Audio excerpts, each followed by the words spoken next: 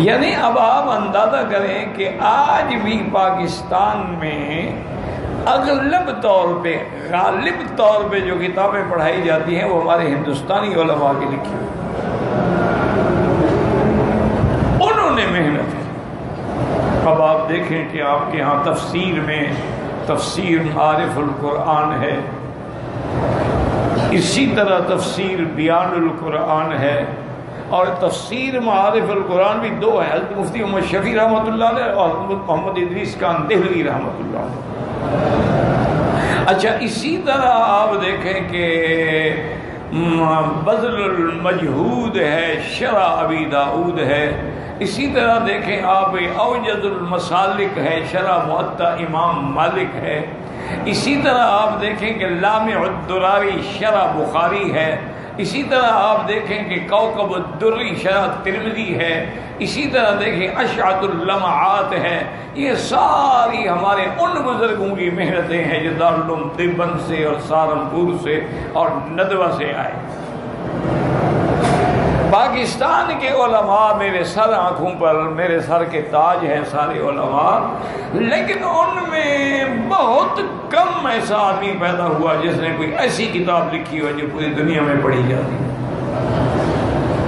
بڑے بڑے عالم پاکستان میں علماء کی کمی تھوڑی ہے، بڑے بڑے عالم، لیکن یہ شرف جو ہے نا بہت کم لوگوں کو نصیب۔ اور اسی طرح آپ دیکھیں کہ آپ کے ہاں جو سب سے بڑے بڑے ادارے ہیں نا جی، جیسے اکوڑا خٹک ہے تو حضرت مولانا عبدالحق صاحب رحمۃ اللہ علیہ دارالعلوم دیوبند کے صدر مدرس تھے۔ اسی طرح حضرت مفتی مشفی صاحب دارالعلوم دیوبند کے استاد تھے۔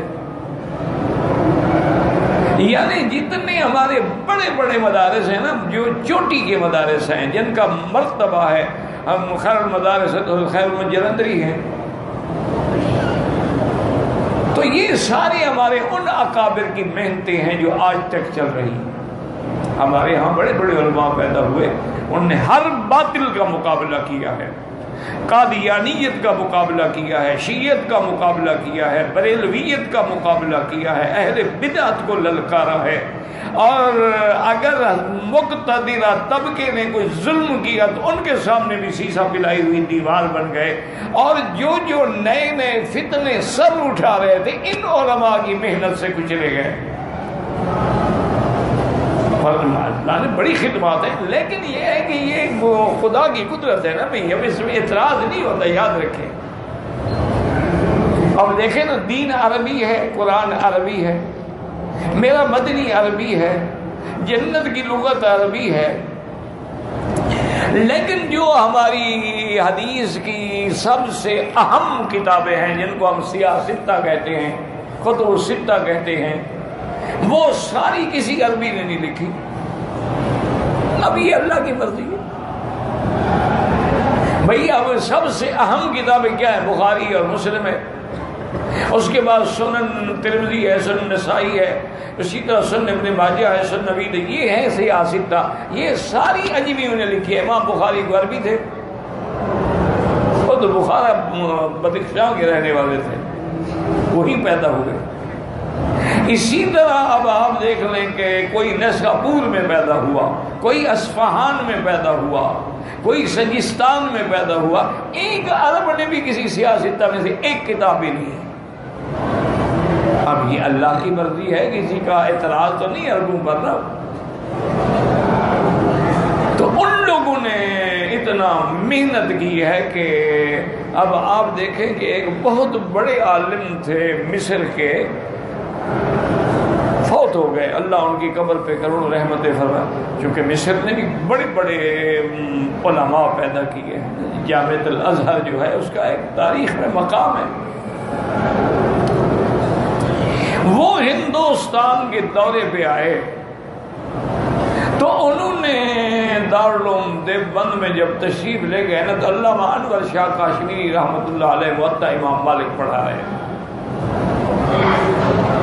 وہ عالم تھے، پیچھے جا کے بیٹھ گئے کہ بھی اگر ایک عالم درس دے رہا ہے السلام علیکم آج سر پہ چڑھ گئے، یا اگر آپ اس سے بڑے بھی ہوں تو سامنے کھڑے رہیں کہ اب حضرت اٹھے میرا استقبال کریں. علماء تو جانتے ہیں نا کہ دین کی مجلس ہے، جو جہاں جگہ بھی نہیں بیٹھ گیا. ملنا بھی ہے تو بعد سے ملیں. تو بہرحال سنتے رہے. جب حضرت فارغ ہوئے، اٹھے، محبت سے پیار کیا، ان کا ماتھا چوما. حضرت نے بھی بڑا استقبال کیا. اتنی دور سے مہمان آئے تھے تو حضرت مسکرائے اور کہا کہ فضیلت شیخ حنفت المؤطا. کہنے لگے حضرت آپ تو مؤطا ایسے پڑھا رہے تھے جیسے حنفیوں کی کوئی کتاب ہو، آپ نے تو مؤطا کو بھی حنفی بنا دیا. تو حضرت مسکرائے.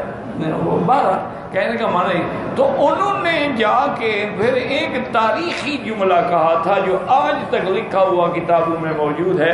انہوں نے کہا کہ قرآن اترا عرب میں ہے، پڑھا مصر میں گیا ہے اور سمجھا ہندوستان والوں نے.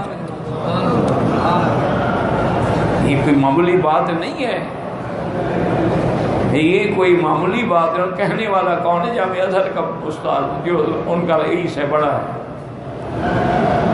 انہوں نے کہا قرآن واقعی ہمارا ایمان ہے، عرب پہ اترا، قرآن عربی ہے، لیکن پڑھا مصر والوں نے. اس میں کوئی شک نہیں کہ اللہ نے مصر والوں کو ایسا لحن دیا، آواز دی، انداز دیا ہے کہ آج بھی وہ قرآن پڑھے نا تو معلوم ہوتا ہے کہ ابھی وحی ہو رہی. اتنا ان کو یہ اللہ کی عنایت ہے، کوئی کیا کر سکتا ہے. ہمارے ایک قاری صاحب کو پتہ نہیں ہندوستان کے تھے یا پاکستان کے تھے، غصہ آ گیا کہ یہ مصری بڑا فخر کرتے ہیں کہ بھئی ہم بڑے قاری ہیں اور ہم ایسے ہیں، میں مصر میں جا کے ان کو چیلنج کروں گا اور مناظرہ کروں گا. وہ مصر چلے گئے. وہاں جا کر حضرت خلیل الحسری رحمۃ اللہ علیہ بڑے استاد، ان کی خدمت میں گئے. حضرت نے استقبال کیا، بتایا کہ میں ہندوستان سے ہوں اور میں سبا کا قاری ہوں، تو یہاں میں آیا ہوں کچھ سننے، یہ تو نہیں کہا مناظرے کے لیے آیا ہوں، ان کو ادب بھی ہوتا ہے کچھ سننے کے لیے، کچھ سنانے کے لیے.